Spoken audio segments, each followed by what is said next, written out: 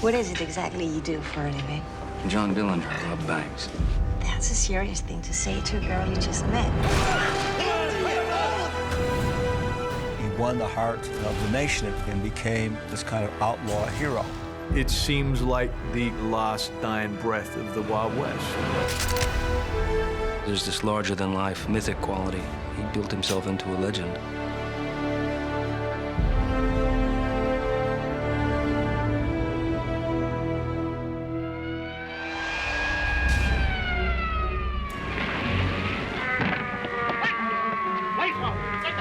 The millions of circulars printed by the FBI have helped to trap scores of outlaws, dead or alive.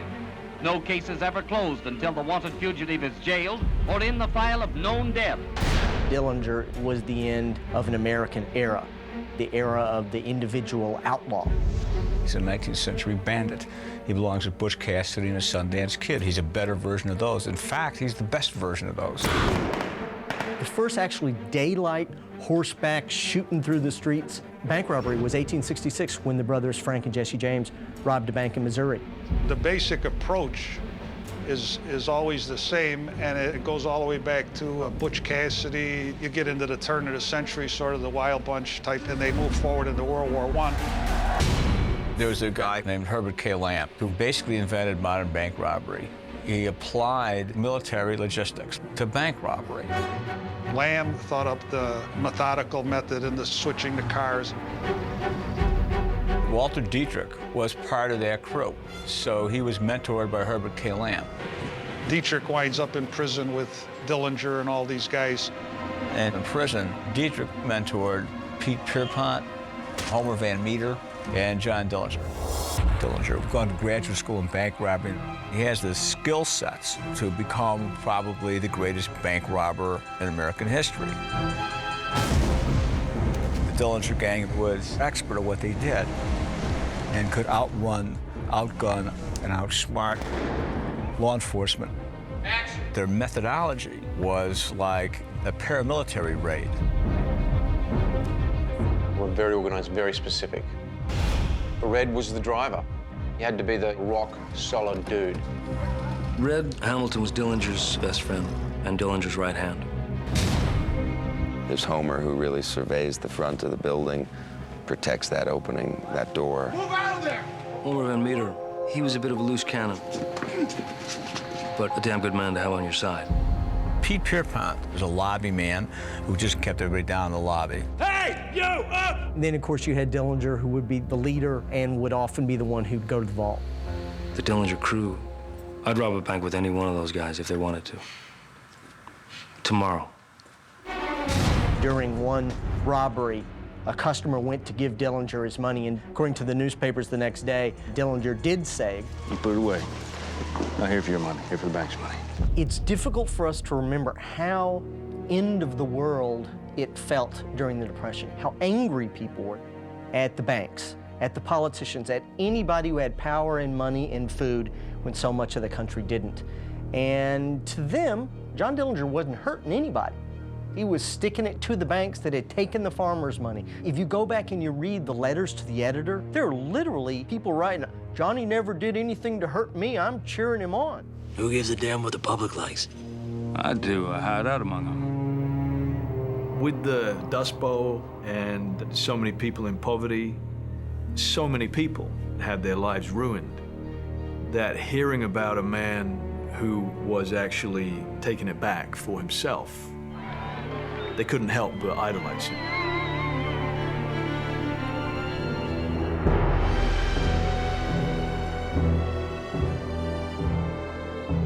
At the Crown Point jail, there were 6 doors that he had to get through one, get to another guard, get through that, get to another guard.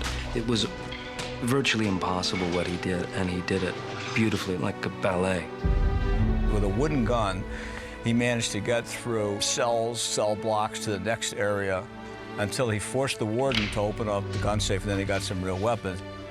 And he stole a car from the garage. Put your hands up! Which one of these here cars is the fastest? Mr. Seger, will you tell me just what took place over in the garage when John Dillinger walked in with a machine gun? I was working on a car, when he came in and asked me for the fastest car in the garage. Whose car was that? The sheriff's. How did he act? Was he jolly? Yes, he sang part of the way. What did he sing? Little dog, get along, little dog, get along. That's so. Get along, little doggies, get along, get along. Get along, little doggies, get along. Get along, little doggies, get along, get along. Get along, little doggies, get along. I do the same thing. We'll give a thumbs up when you're ready.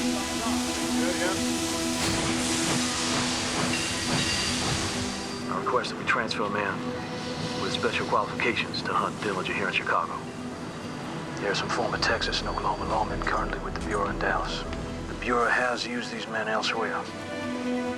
The cowboys were actual lawmen who knew how to run criminal investigations and not only knew how to handle a gun, but would and could use it. Charles Winston chased Bonnie and Clyde all over the Southwest. And then in '34, he was called up to Chicago to join the Dillinger squad, which Melvin Purvis was putting together with the sole aim of catching public enemy #1. Agent Winstead? That's right. It's a pleasure. Welcome to Chicago. They were only 30 years removed from the frontier, and the best lawmen remained, by and large, in the two most violent places in America, still in the 1920s, which was Oklahoma and Texas. Because of advances in communication, there really was no place for people to hide. Don't come to Chicago, Johnny. What's that supposed to mean? I think they're watching me.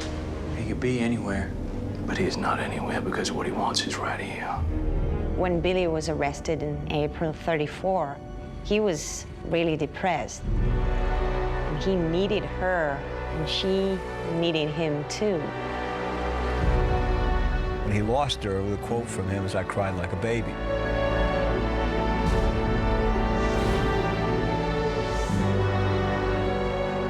Eventually, the networks of treachery around him and betrayals are so vast that he's taken at the biograph.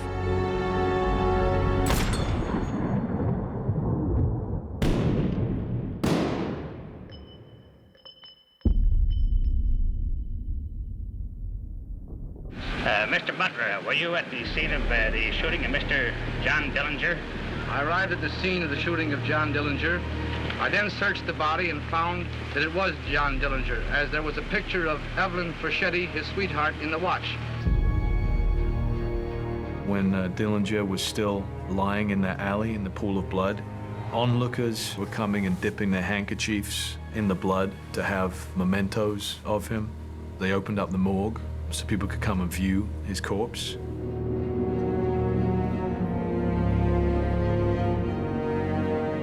Dillinger was a folk hero.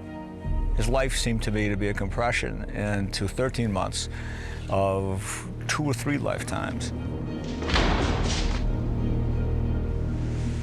You want to take that ride with me? Yeah, I want to take that ride with you.